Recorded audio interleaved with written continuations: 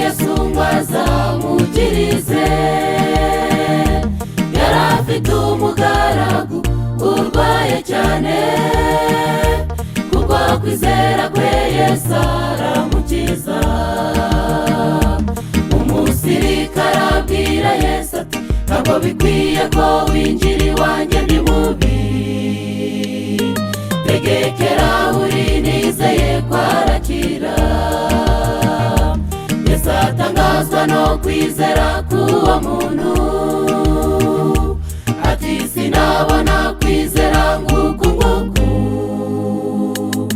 Ako kanya arategeka arakira.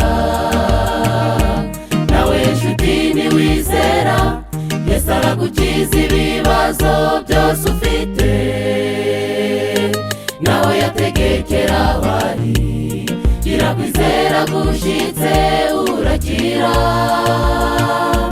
Isengesho ryawe ribasha guhamagara umwami Yesu, kora ku mwenda we mu kwizera urakira.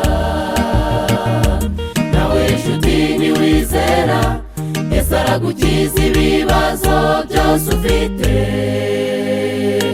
Nawe yategekera abari, gira kwizera gushitse urakira. Isengesho ryawe ribasha guhamagara umwami Yesu, kora ku mwenda we mu kwizera urakira.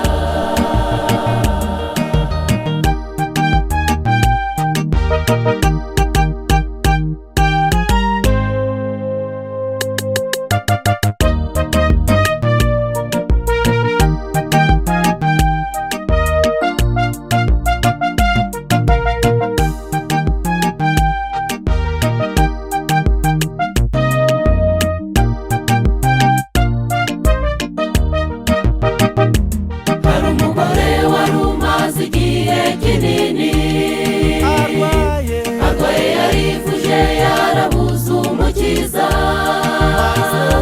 maze aza kumenya ko Yesu anyura iwabo.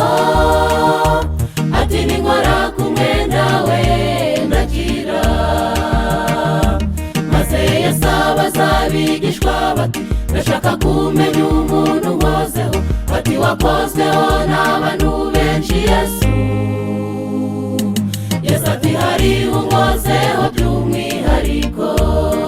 Yesu ati hari imbaraga imvuyemo.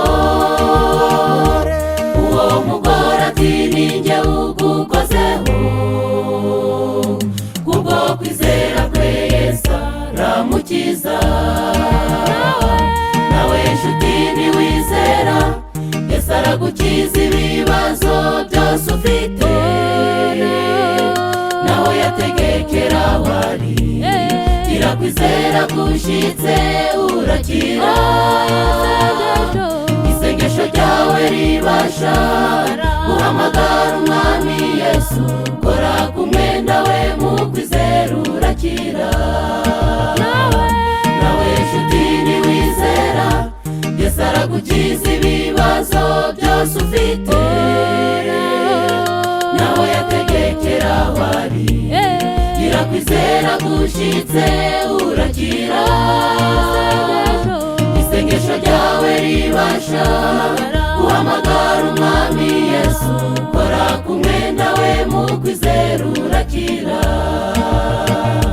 Hari imbaraga mu maraso y'umwana w'Imana.